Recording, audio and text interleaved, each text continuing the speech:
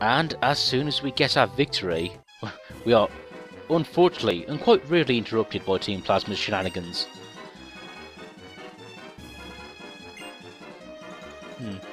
And what I find interesting with these two characters is that a lot of people point out that in this generation it's the first time we have like black people, but what we have there is actually a mixed race couple, which I guess would be another first as well. Unless when it comes to Brock, I'm not sure if he was black or not. Of course it doesn't matter, but I guess because it's all based in Japan, I guess he's Japanese. But yeah, whatever. Que sera, sera. Now, what I find interesting in this little scenario is that they steal a dragon's a dragon skull here, and what's a nice touch is that if you know a Pokemon, you recognise this Pokemon immediately, and you also know that they're way off the mark. I mean, guys, I've seen the box cut. I've seen the art on the cover. That's not the dragon Pokemon you're looking for. You know, it's sort of black or white. You know, that's a Dragonite you've got there. Guys, read the FAQs. Speaking of which, I do really like Reshiram and Zekrom. You know, they're really cool looking legendaries. But anyway, we're off to capture these fiends. Oh, and by the way, in previous generations of Pokemon, if you found a fossil, you could take it to a museum to get it revived into a Pokemon. You know, every gen has done this, and of course that what are they called? Oh yeah, museums. I'm such a philistine. I can't even recognise a museum when I see it.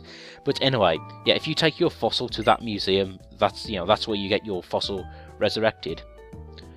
And yeah. Now, the fossil Pokemon you get in this game, we won't see until later on, but I don't use them. You know, they are pretty good, but like I said, I have other water types I want to use, and also I have another flying type I want to use. So, the only time we get to see them is when another trainer is using them. Oh well. Speaking of which, they are pretty cool looking Pokemon, but again, I should probably talk about that when we actually see them. Now we're off to Pinwheel Forest.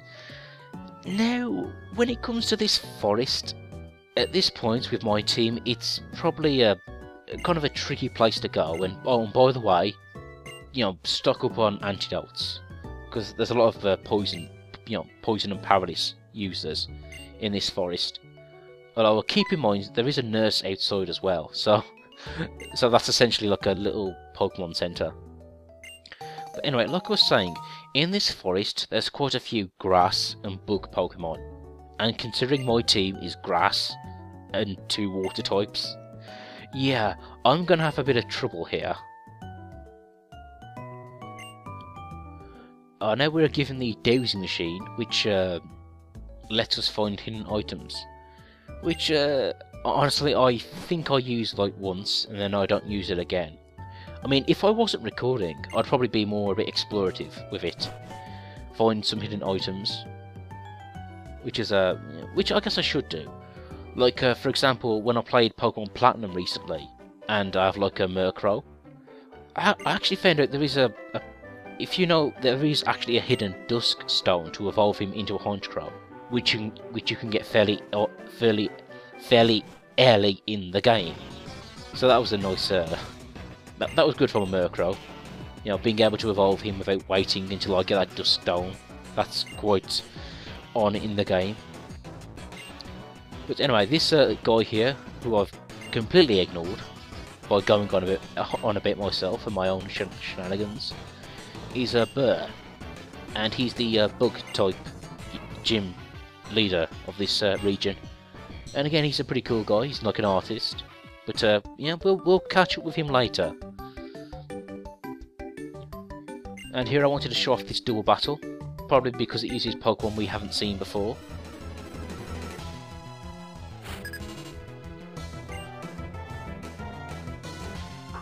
Subwaddle. Now, like in previous generations, this is a bug grass type Pokemon, Yeah, and I sent out 2 water types. I am clever. But yeah, I really didn't have a choice. My team has pretty poor has a pretty poor variety at this point. Like, I am getting a fire type later on, and I can't wait, because that fire type, which I'll get later on, actually comes in very useful throughout the entire game. Yeah, but you can see they're decimating me with Razor Leaf here. Oh boy. Yeah, you see, this is karma. You know, I never thought Bug Grass was a cool combo. You know, I always thought they were pretty weak Pokemon, but now I'm getting my ass handed to me. Serves me right, doesn't it? But anyway, these guys, they're a grass bug type, like I said. And I like their design, you know, it's sort of like yellow and green, it's very bright.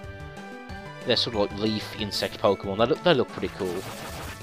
I mean, I still wouldn't use them, because they're grass bug type. And I don't care how many of my Pokemon you defeat. I'm still not admitting that's a good combo. But fortunately, I managed to take these guys out. And I was in serious risk of fainting and blacking out here. How awkward would that have been if I had managed to easily sweep the gym leader with my Leaf Tornado tactic, but then get owned by these 2 little buggers here.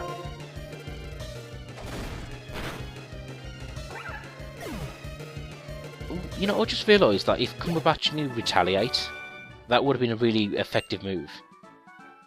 But the trouble is with moves like Retaliate is they rely on other Pokemon in your team fainting, and I just don't like that attitude. I like to, you know, go into a battle assuming all my Pokemon are going to make it out okay. So moves like Self-Destruct, Destiny Bond, Memento, I don't really care for.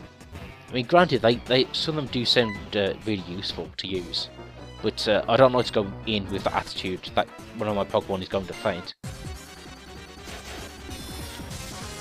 Anyway, as you make your way through this forest, you have to work your way through these plasma grunts. And this guy has a Sandile. Now this is a very cool Pokemon. It's a ground dark type, and again, I've said this before about reusing animal themes. Like, for example, with the Totodile line, we already have, you know, the animal of crocodile / alligator covered. But this Pokemon is a ground type, so it's different. You know, it's a ground dark type. It's different enough to be interesting. You know, it's different enough not to be a rehash of Feraligatr. But I also do like its design. It's got like a little like dark bit around its eyes, like its little robber's mask. I think that's adorable. Again with these grunts.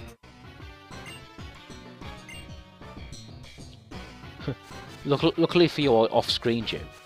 Now, something you might notice about the art design here is that the trees are this lovely shade of red. And that's a good thing about this generation. It has these sort of seasons, and it changes the layout and the look of the game as you go through them. And yeah, and I'm so glad I managed to record this during autumn, because I love the way it looks. It's very golden, very reddish. It's so gorgeous looking. Oh, and here we have a Pokemon Ranger, who I off-screened, but yeah, you defeat these guys and you get a berry. Now, you see that moss-covered rock in the top right?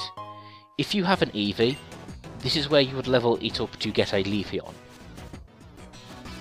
If you know what I mean. If you've played Gen 4, you should know.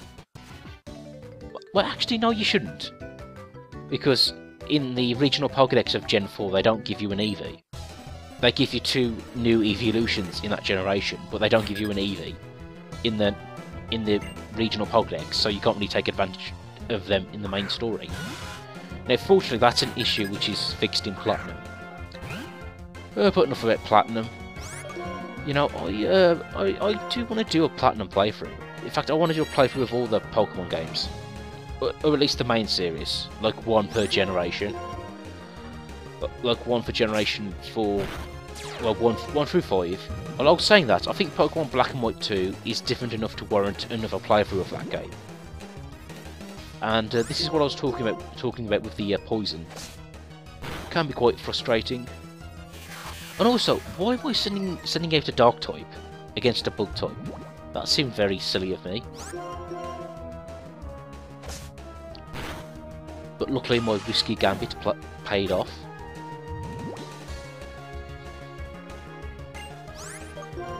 You know, when it comes to these dungeons in Pokemon, I've always liked the forests more. You know, I like green. I like it. You know, I think it's just more interesting. And I say that because usually Pokemon, when they give you a dungeon, it's usually an underground dungeon full of tunnels. I think that's one of the things I don't like about the early gens, at least. They just give you repetitive tunnels. You know, they all look like they've been made in Minecraft. Well, I was saying that this region does have underground tunnels, but they do go out of their way to make them interesting. Like, each cave has its unique gimmick, and so on. So anyway, join me again and we'll be finishing off this forest.